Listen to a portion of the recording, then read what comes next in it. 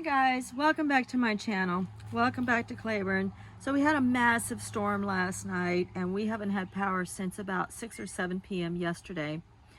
We just got back from town and we picked up our Jeep from the garage, and half a building was, metal building was laying wrapped around everything near our Jeep, but luckily didn't hit it.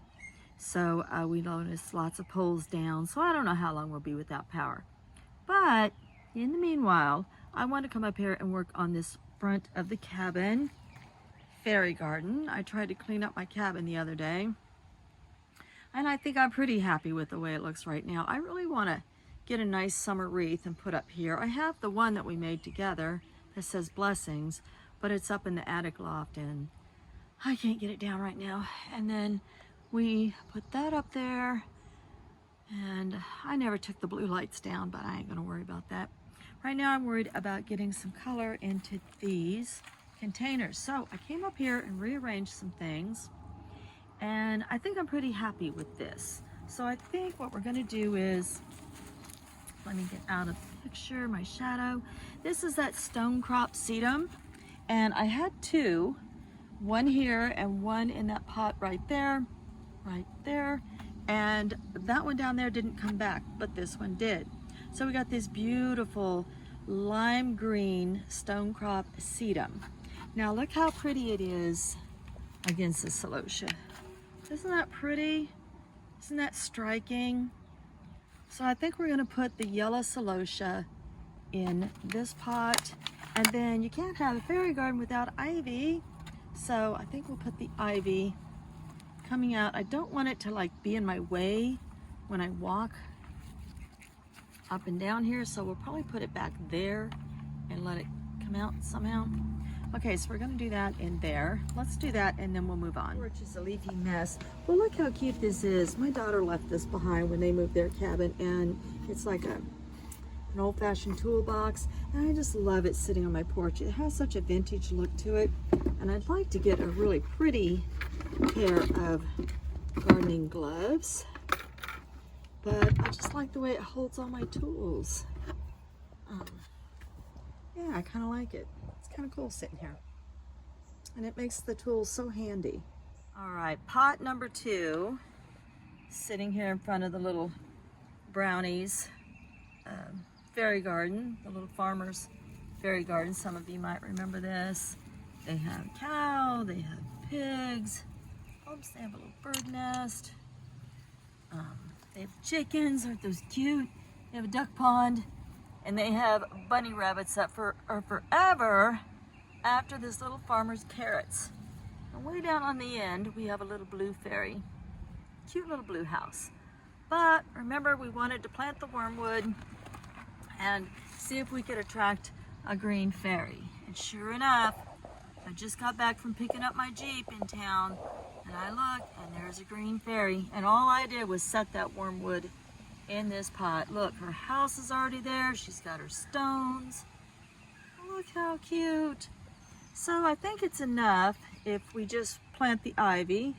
That way we'll have the ivy spilling over on either side of the step here. It's got to grow out of that pot, and it'll come down and hopefully reach the barn, and it won't be in my way when I walk up and down this step. I don't think so. I think I'm going to try and train it over this way more. So we've got our wormwood in the back in a contained area, and an ivy and a green fairy, and let's get all that set up. All right, I was about to rough up the surface when I realized that we have a volunteer chamomile. So actually, yeah, it looks like 1 or 2. So chamomile, if you've never grown it before, does a lot of volunteering. So I think I planted my chamomile 2 years ago, and I have several in the yard. I have one still growing in this pot, and I have one in my, 1 or 2 in my garden bed. All right, so we're just gonna leave the chamomile. It's so beautiful. I love the tea, and it's so fragrant. So we're gonna leave the chamomile. We're gonna add wormwood and ivy. So we're all green in here. So you can see how cute that came out. She even got a little bonus ivy because this ivy here was broken off and had its own long root. So I just gave her a little ivy in the middle. She's got a cute little house back there. Any of you who know my fairies know that they're all entrepreneurs. And so it looks like she's going to be setting up shop to sell her absinthe for 5 cents per thimble. And then she'll also have some chamomile.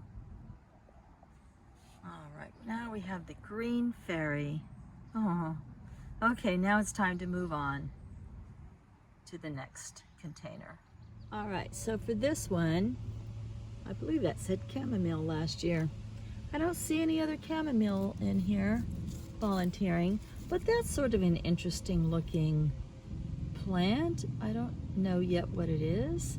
Some kind of a grass or something, but it's shaped so cool. Kind of like an iris. And then over here was a little blob of grass that's kind of fairy-esque. So I think I'm gonna leave those two. We don't need these baby dandelions. All right, now we're gonna fit quite a bit of plants into this container. Let's see, we might have to bump some of the pink over into that one. Yeah. All right, let's see what we get. Okay, I'm pretty happy with that.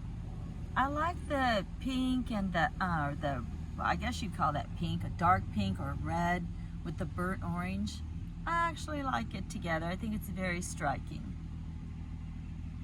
And I like the little bitty grass. I don't know how long it'll stay that way, but that's super cute. And then we had the bird nest and the bird bath. And she has a little mini windmill. Oh, she's so cute. And whatever this is, I think that's cute too. It looks fairy-esque. All right, I'm very happy with that one. It looks so fairy-esque. Okay, let's move on to the next container.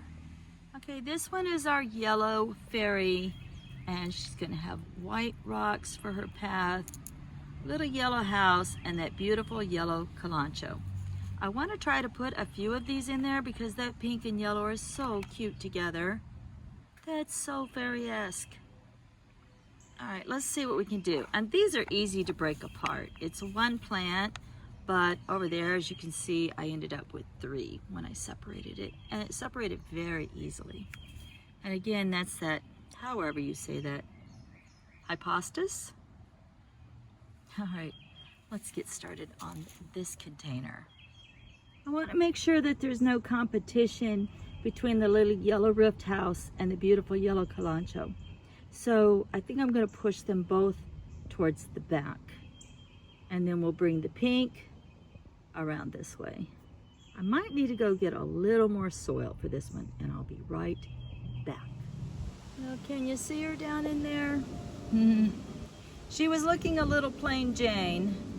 So I added some, I found a log, a moss covered log at the edge of my yard, and brought over some moss covered bark.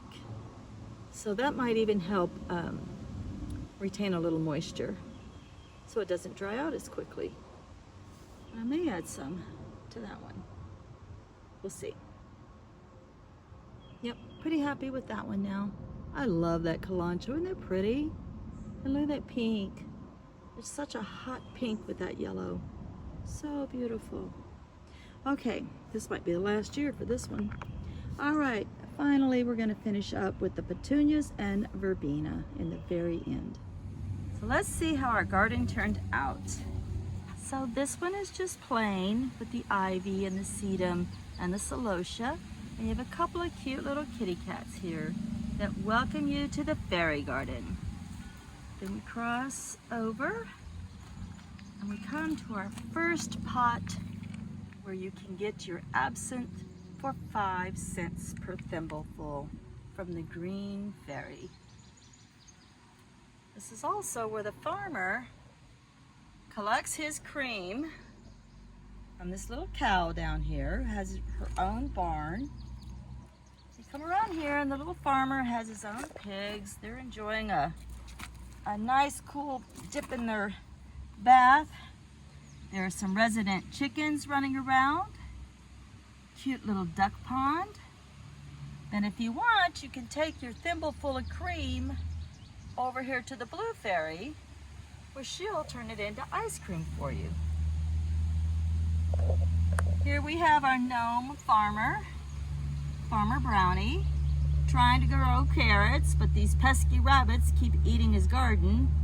Lucky for him, he has one good guard dog, keeps chasing those pesky rabbits away. Go a little further to the final fairy house. She's so pretty down in there, the little pink and yellow house with the pink and yellow fairy feathers, or fairy flowers. And then there's a spot here where you can either sit and have your ice cream served, or if you dare, you can have your thimble full of absinthe. And finally, we find the other farmer's dog fast asleep among the petunias and verbenas. But then that's what his sign said: happiness, good vibes, and adventures. Well, folks, I hope you enjoyed the creation of this little fairy extravaganza in front of my little cabin in the woods, as much as I enjoy bringing this to you. I hope that this video inspires you, and if you haven't, I hope that you subscribe, and you can even share it and just give it a thumbs up for me. Please leave a comment which of the fairy containers were your favorite. Much love and light, everyone. Many fairy blessings.